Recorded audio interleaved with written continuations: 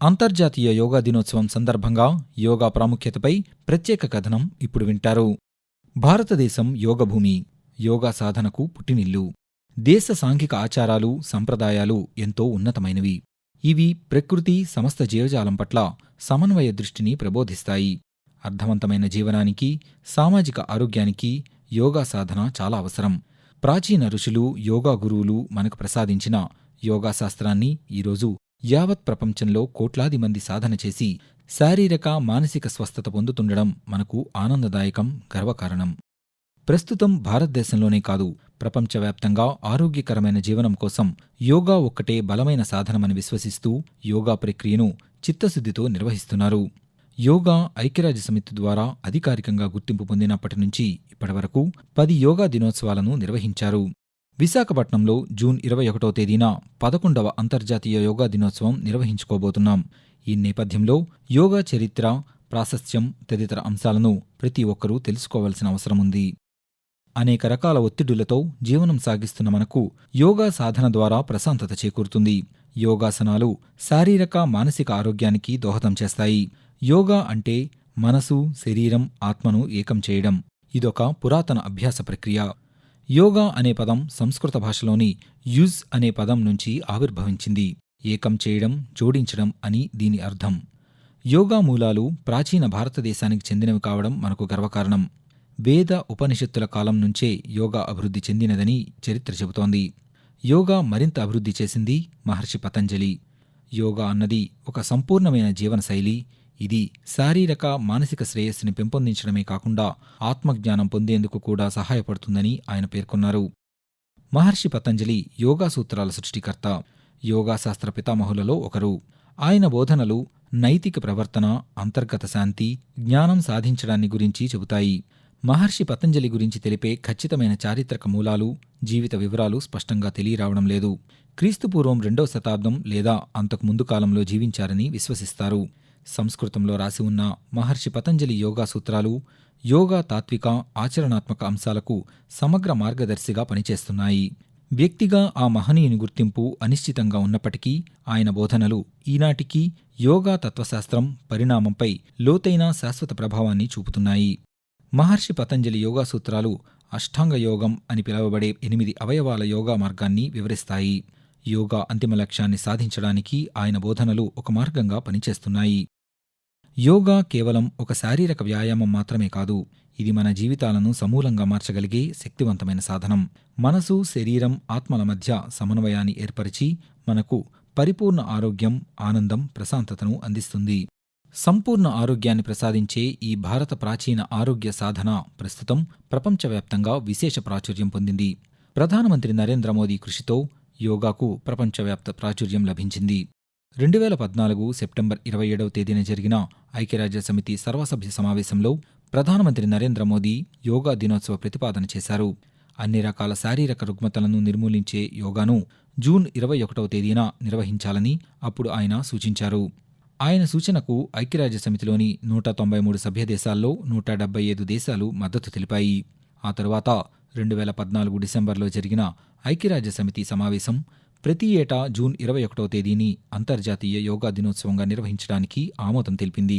దీంతో మొదటి అంతర్జాతీయ యోగా దినోత్సవం 2015వ సంవత్సరం జూన్ 21వ తేదీన ప్రపంచవ్యాప్తంగా నిర్వహించారు. ఈ వేడుకలలో 84 దేశాల ప్రతినిధులతో పాటు 35,000కు పైగా ప్రజలు యోగా దినోత్సవంలో పాల్గొని గిన్నీస్ రికార్డ్ నెలకొల్పారు. అప్పటి నుంచి ప్రతి ఏటా జూన్ 21ను అంతర్జాతీయ యోగా దినోత్సవంగా నిర్వహిస్తున్నారు. అంతర్జాతీయ యోగా దినోత్సవం జూన్ 21వ తేదీనే జరుపుకోవడానికి ప్రధాన కారణం జూన్ 21 ఉత్తరార్ధగోళంలో సంవత్సరంలోనే అత్యధిక పగటి సమయం ఉన్న రోజు. ప్రపంచంలోని పలు ప్రాంతాల్లో ఈ రోజుకు ఆధ్యాత్మికంగా కూడా ప్రత్యేక ప్రాముఖ్యత ఉండడం మరొక కారణం.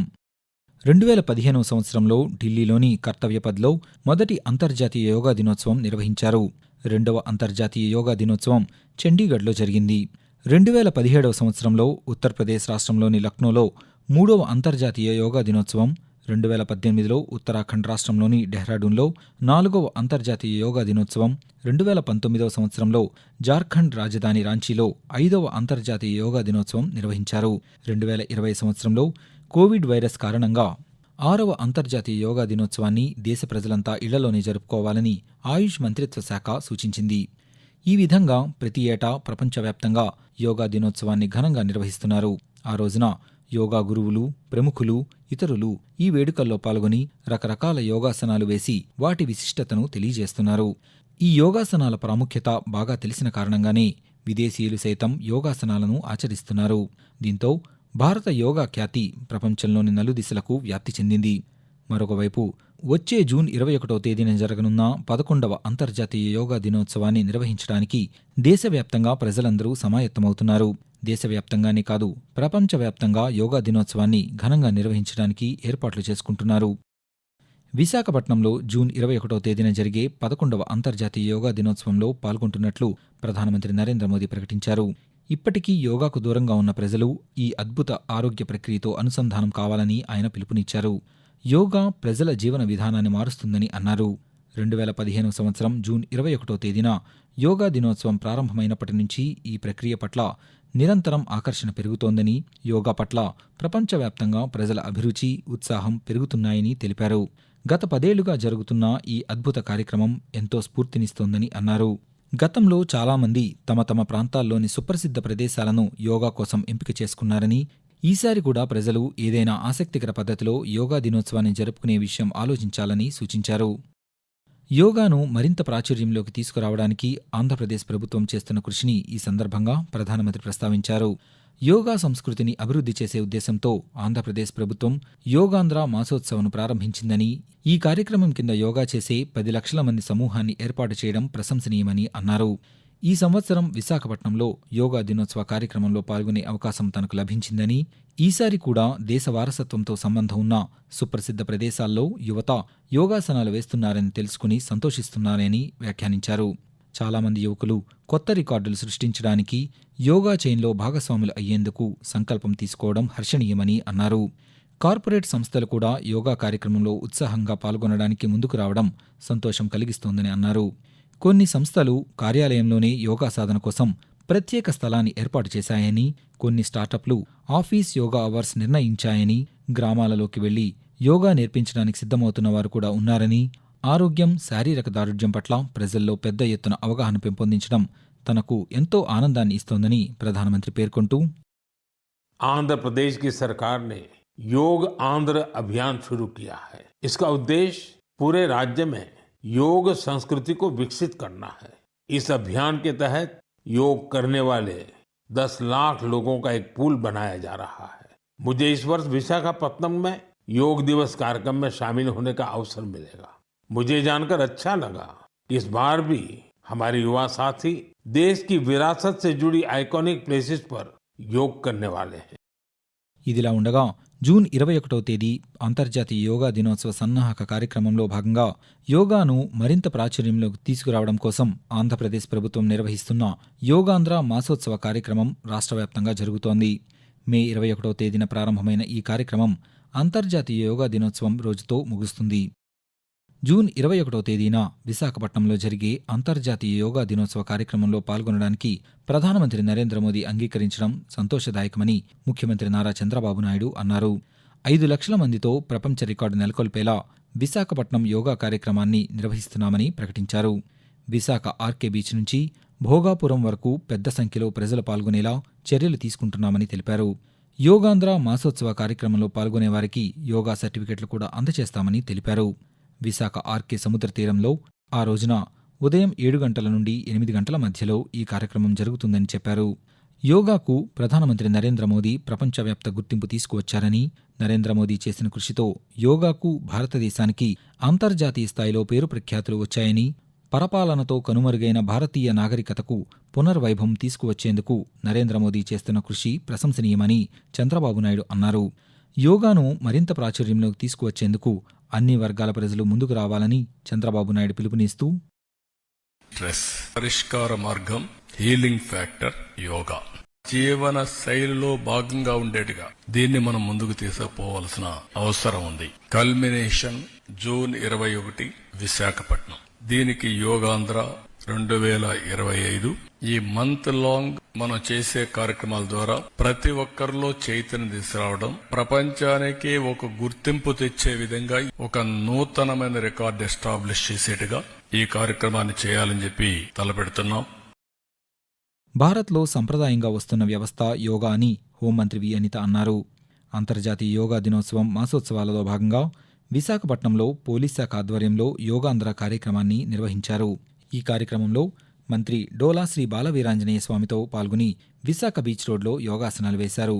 అనంతరం మంత్రి అనిత మాట్లాడుతూ, జూన్ 21వ తారీఖున అంతర్జాతీయ యోగా దినోత్సవం సందర్భంగా ఇక్కడికి మన ప్రధానమంత్రి నరేంద్ర మోడీ గారు విశాఖపట్నం రానున్న నేపథ్యంలో రాష్ట్ర ప్రభుత్వం ప్రతిష్టాత్మకంగా తీసుకుని ఈ కార్యక్రమాన్ని మొత్తం స్టేట్ లెవెల్లో యోగాని ప్రమోట్ చేయాలి. ఎందుకంటే యోగా అనేది భారతీయ సంస్కృతిలో ఒక భాగం, మనందరి జీవన విధానంలో ఒక భాగం. ఇటువంటి యోగా ప్రపంచానికి యోగాని బహుమతిగా ఇచ్చిన భారతదేశంలో ప్రపంచ యోగా దినోత్సవం 21వ తారీఖున మన ఆంధ్రప్రదేశ్లో కనువిందైన విశాఖ తీరంలో ఈ రోజు మనం జరుపుకోబోతున్నందుకు నిజంగా చాలా సంతోషపడాలి. సాంఘిక సంక్షేమ శాఖ మంత్రి డోలా శ్రీ బాలవీరాంజనేయ స్వామి మాట్లాడుతూ, వచ్చే నెల 21న విశాఖలో జరిగే యోగా దినోత్సవానికి ప్రధానమంత్రి నరేంద్ర మోదీ హాజరవుతారని తెలిపారు. నెల రోజుల పాటు రాష్ట్రంలో యోగా అవగాహన కార్యక్రమాలు నిర్వహిస్తున్నామని మంత్రి తెలుపుతూ, ఒక చోట ఒక్కొక్క థీమ్తో చేస్తున్నారు. విశాఖ నగరంలో police department and navy and ex army అందరితో కలిసి ఈరోజు ఒక పెద్ద ఈవెంట్ చేయడం జరిగింది. అదేవిధంగా 100 ఈవెంట్స్ కూడా చేయబోతున్నాం. ప్రతిరోజు ఒక్కొక్క చోట ఒక్కొక్క కార్యక్రమాలు చేసుకుంటూ ప్రజల్లో చైతన్యం కలిగిస్తూ 21వ తారీఖు అంతర్జాతీయ యోగా దినోత్సవం రాష్ట్రంలో మనం పెద్దగా సంఖ్యలో ఈ కార్యక్రమంలో పాల్గొనే విధంగా ప్రజలను సెన్సిటైజ్ చేస్తున్నాం. యోగాను నిత్య జీవితంలో భాగం చేసుకోవడం వల్ల ఎన్నో ప్రయోజనాలు సమకూరుతాయి. యోగా శారీరక ఆరోగ్యాన్ని మెరుగుపరుస్తుంది. ఇది కండరాలను బలంగా చేస్తుంది. శారీరక నొప్పులను తగ్గించి శరీరానికి అవసరమైన శక్తిని అందజేస్తుంది. మరొకవైపు యోగా మానసిక ఆరోగ్యాన్ని కూడా మెరుగుపరుస్తుంది. ప్రతిరోజు యోగాను ఆచరించడం వల్ల మనసు ప్రశాంతంగా ఉంటుంది. ఒత్తిడిని తగ్గించి మనం ధ్యానంలో నిమగ్నమయ్యేలా దోహదపడుతుంది. నిద్రలేమితో బాధపడుతున్నవారు ప్రతిరోజు యోగాను ఆచరించడం వల్ల నిద్రను మెరుగుపరుస్తుంది. వయసుతో సంబంధం లేకుండా ప్రతి ఒక్కరూ యోగాను ఆచరించవచ్చు. ప్రపంచానికి భారత్ అందించిన కానుక యోగాపై ప్రత్యేక కార్యక్రమాన్ని ఇప్పటివరకు విన్నారు. రచన కె చక్రవర్తి, వ్యాఖ్యానం సాయి సిస్లా, సమర్పణ ప్రాంతీయ వార్తా విభాగం, ఆకాశవాణి విజయవాడ కేంద్రం.